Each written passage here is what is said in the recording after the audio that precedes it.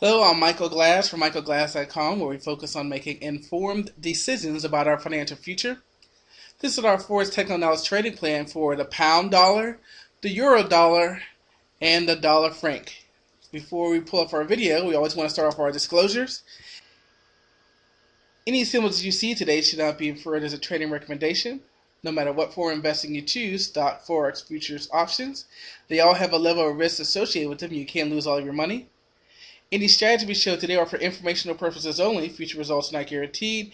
And finally, any investment decision you make is solely your own responsibility. Trade at your own risk. As we said, this is our forex technical analysis trading plan for the pound dollar, the euro dollar, and the dollar franc. In each video, we look at the prior session's price action to come up with key support and resistance price levels. We'll review the gold chart to come up with leading sentiment. We'll try to create a low volatility and inside bar watch list, and we have an education spotlight at the end. Please send your feedback and comments to contact@dmbfx.com, and let's head to the charts. Okay, as usual, we are starting off with the gold chart, and you can just see this beautiful move that it's made. Interesting to see that our long-term moving averages on our volume showing really parity as far as selling and buying volume. But we can see a great move, and we have to start looking at, a move back to the moving averages, a move back to probably the last support here or the last swing high.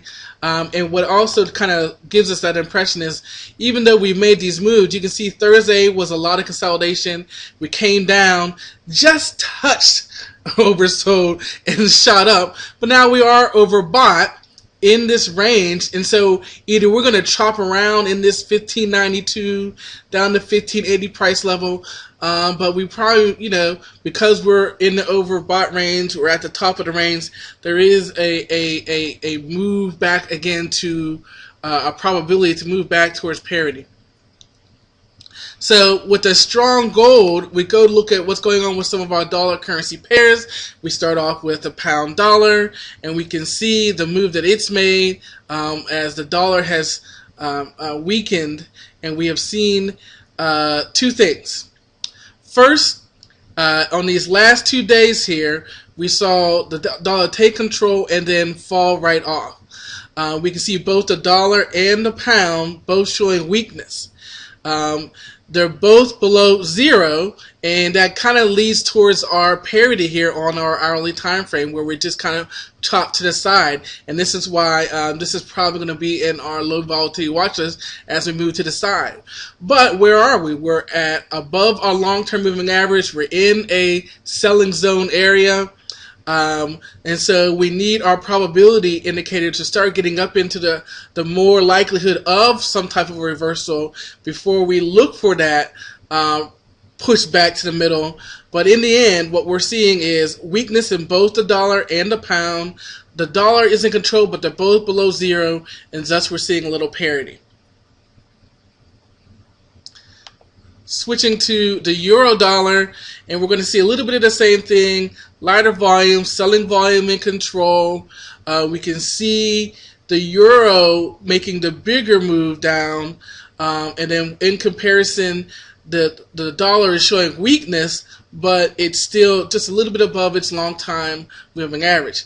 However, when we come to look at who's in control, and we basically see fractionally that the euro is in control, and we can see that our price action is below our long-term moving average, but it's also in the neutral zone. It's basically at neutral right now, and we're going to see that. Why? Because they're both below zero, and they're both right on top of each other. Again, parity. This could qualify for our low volatility watch list. We'll see, and we can see our probability indicator really hasn't really hit these extremes yet of showing us a probable reversal. So we're in neutral zone, we're below our long-term moving average, neither really want to be in control.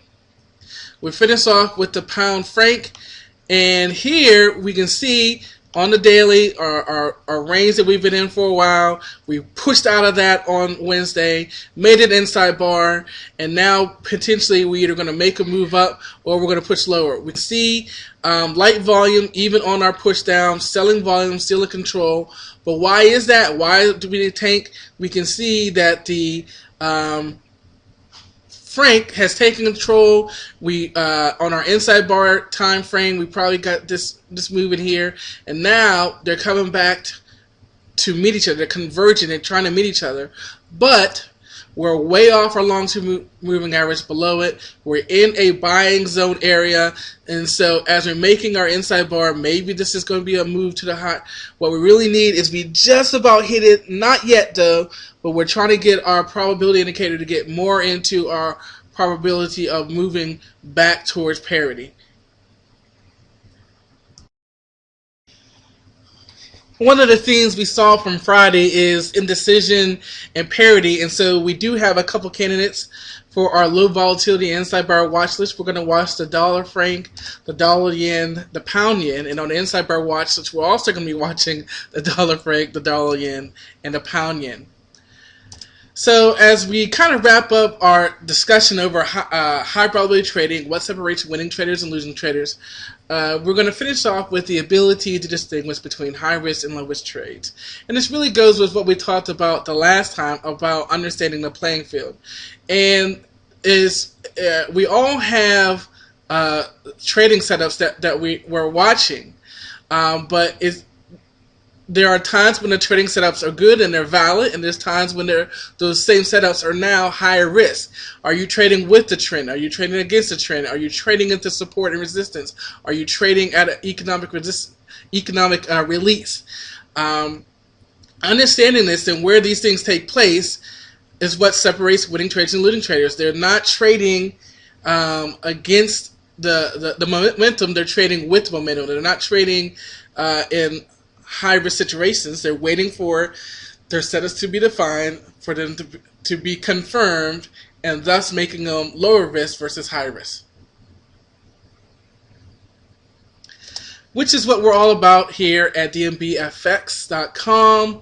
Focus, discipline, low risk, effective trading. Thanks, guys, and I'll see you next time.